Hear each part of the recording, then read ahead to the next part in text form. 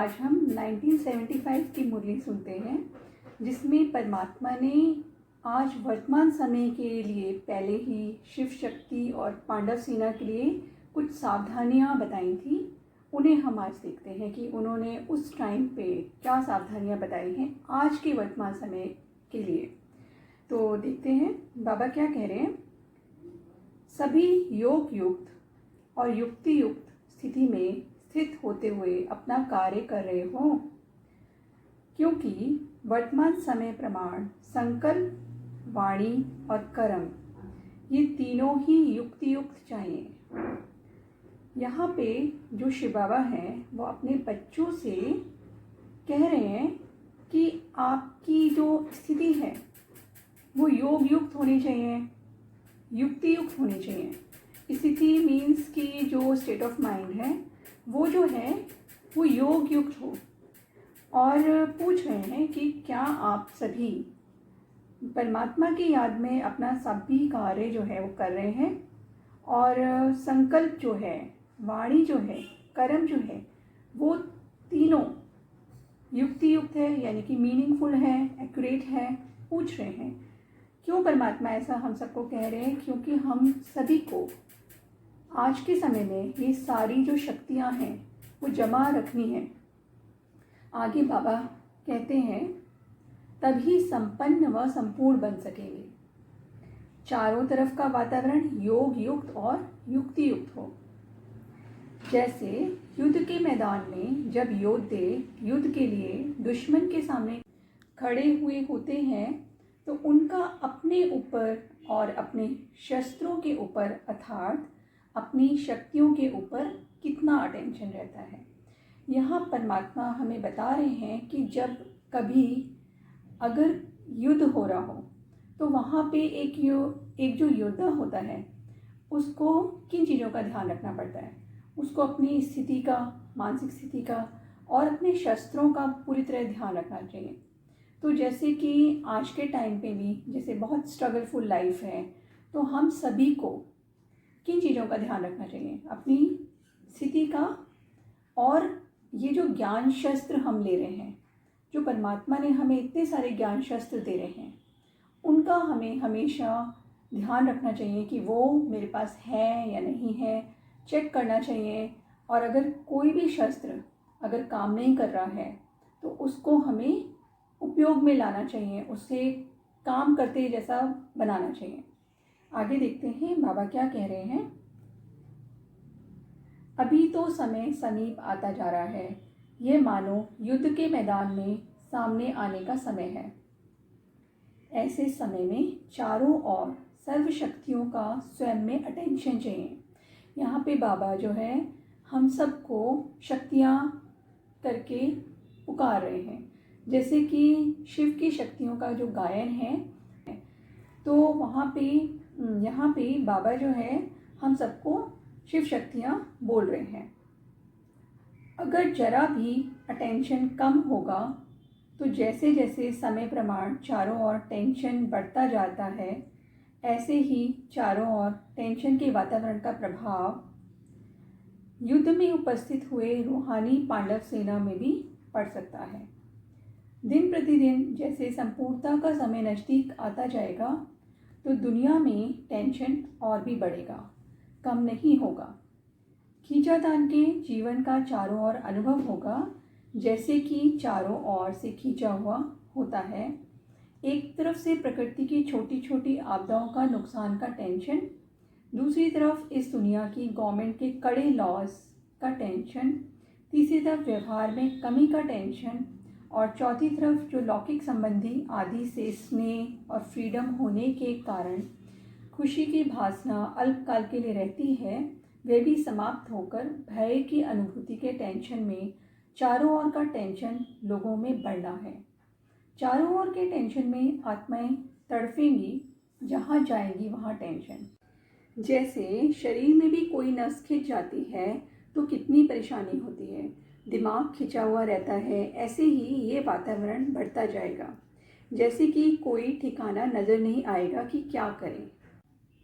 ये जो आजकल हम वर्तमान समय में जो सिचुएशन को देख रहे हैं, ये 1975 में ही बाबा ने अपने बच्चों को आगे करते हुए ये सब बता रहे थे, सावधानी दे रहे थे। तो जैसे कि आने वाला समय उनको मालूम ही था, क्योंकि वो त्रिकालदर्शी हैं। तो उन्होंने ये जो आज का समय जो अब हम फेस कर रहे हैं, ये 1975 में बताया था। तो देखते हैं कि वो और क्या क्या बता रहे हैं।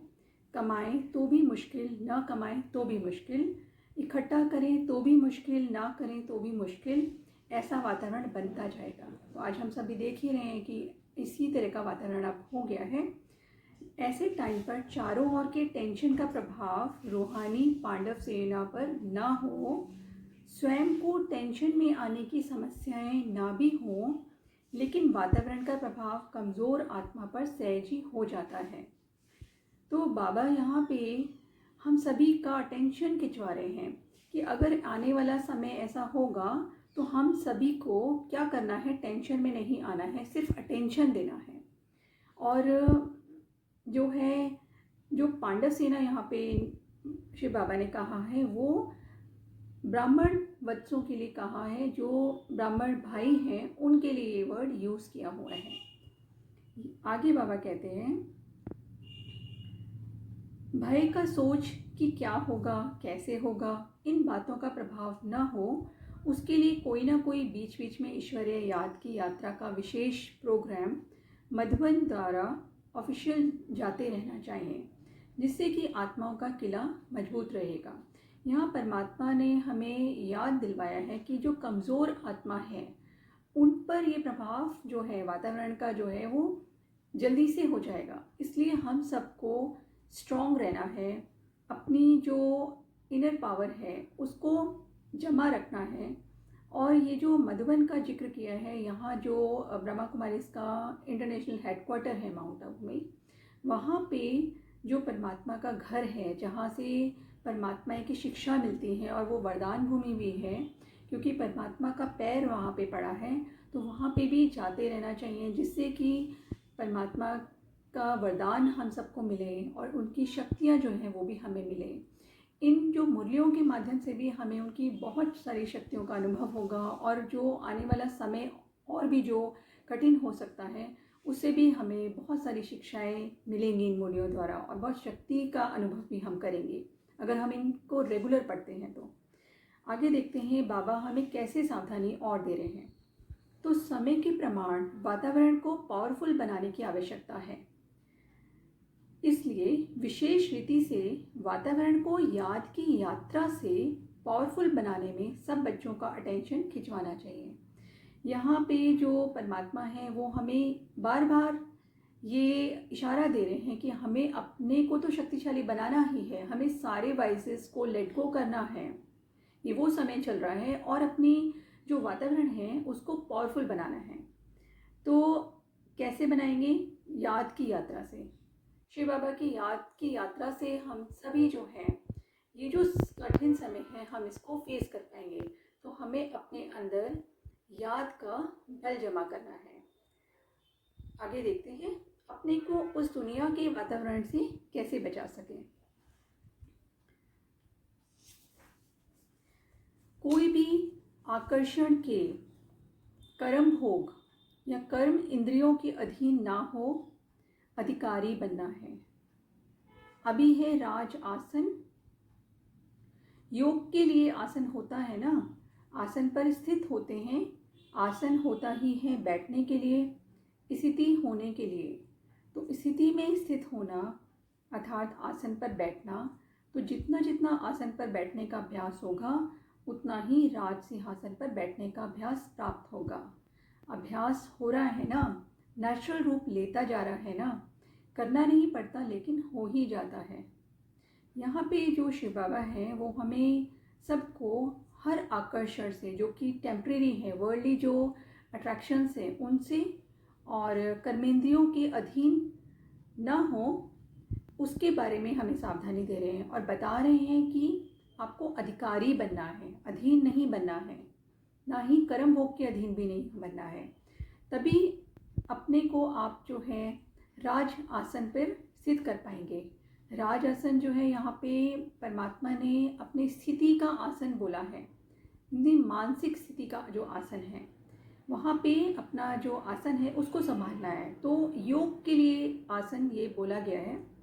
आगे देखते हैं बाबा क्या कहते हैं कि नेचुरल रूप लेता जा रहा है, करना नहीं पड़ता लेकिन हो ही जाता है। स्वभाव ही ऐसा हो गया है जैसे और कोई स्वभाव के वश कोई भी कार्य करना स्वतः हो ही जाता है, वैसे ही ये भी स्वभाव हो जाए, अधिकारी बने रहने का स्वभाव। यहाँ पे परमात्मा हमें याद दिला रहे हैं कि जैसे हमारा नेचुरल अटेंशन जो है वर्ल्डली अट्रैक्शन की तरफ जाता है, अटेंशन किसी की कमज़ोरी को देखने के लिए जाता है, ऐसा ही हमारा नेचुरल अटेंशन योग की तरफ चला जाए, परमात्मा की तरफ चला जाए, ये नेचुरल अटेंशन हो जाए और हमारा ऐसा स्वभाव ही बन जाए, तो जिससे कि हम सभी जो हैं वो अधिकारी बन जाए, परमात्मा अधिकारी। आगे बाबा कह रहे हैं योग लगाने का संकल्प किया और हुआ, बाबा कहा और योग लगा, यही समीपता की स्थिति है। बैठे ही आसन पर है, जैसे सिंहासन पर बैठा हुआ कभी भूल नहीं सकता कि मैं राजा हूँ, ऐसे ही आसन पर अर्थात इस स्थिति पर स्थित हुआ ये भूल नहीं सकता कि हम अधिकारी हैं। तो बाबा ने इस मुरली में हम सभी को अपना शिव शक्ति और पांडव सेना बताया है और यही अटेंशन दिलवाया है, यही सावधानी दी है कि हम सब जो हैं योग की स्थिति में स्थित रहे, जो कि हमारा नेचुरल अटेंशन हो जाए, नेचुरल हमारा स्वभाव संस्कार हो जाए, जिससे कि हम इस जो सिचुएशन है, वर्तमान जो हमारी सिचुएशन चल रही है, उससे हम सभी जो हैं पार हो पाएँ। ओम शांति।